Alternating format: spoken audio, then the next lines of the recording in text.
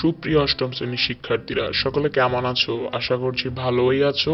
তো আজকে আমরা 82 পৃষ্ঠা থেকে ছকগুলি পূরণ করব। আমরা গত পর্বে 81 পৃষ্ঠা পর্যন্ত ছকগুলি পূরণ করেছিলাম। আজকে আমরা 82 পৃষ্ঠা থেকে ছক পূরণ করব। নিজের জন্য পরিকল্পনা করেছি, এবার আমরা অভিজ্ঞতা থেকে বর্ণিলের চিঠির উত্তর লিখব। উত্তর লেখার আগে আমরা ওর চিঠিটা তাহলে আরেকবার পড়ে নিই, অর্থাৎ বর্ণিল যে চিঠিটা লিখেছিল সেই চিঠিটা একবার পড়ে নিই। প্রিয় বন্ধু, অনেকদিন তোমার সাথে কোনো যোগাযোগ হচ্ছে না। কেমন আছো বন্ধুরা? গত মাসে জাম্বুরিতে গিয়ে আমার সময়টা খুব আনন্দে কেটেছিল, কিন্তু এখন আমি ভালো নেই খুব একটা।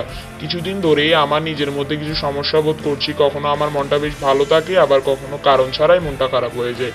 আমরা খুব ভালো বন্ধু রহমানের সাথে গল্প করতে, সময় কাটাতে খুব আনন্দ পাই।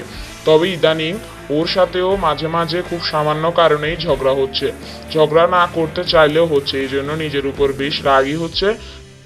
কেন এমন হচ্ছে বুঝতে পারছি না।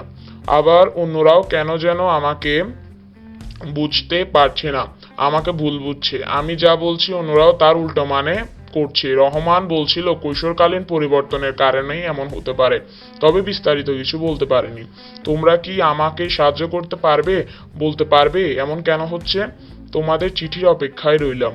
ইতি, তোমার বন্ধু বর্ণিল।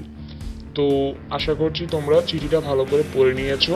তো আমরা সরাসরি এর উত্তরপত্র দেখে নিই। তো এখানে উত্তরপত্র দেওয়া আছে, তোমরা উত্তরপত্রটি দেখে লিখে ফেলো এবং আমাদের চ্যানেলটি যদি সাবস্ক্রাইব করে না থাকো সাবস্ক্রাইব করে দাও।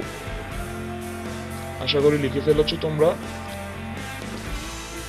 তো এরপরের যে ছকটি আছে এটি আমরা আগামী পর্বে পূরণ করব। সকলকে ধন্যবাদ, বিদায়।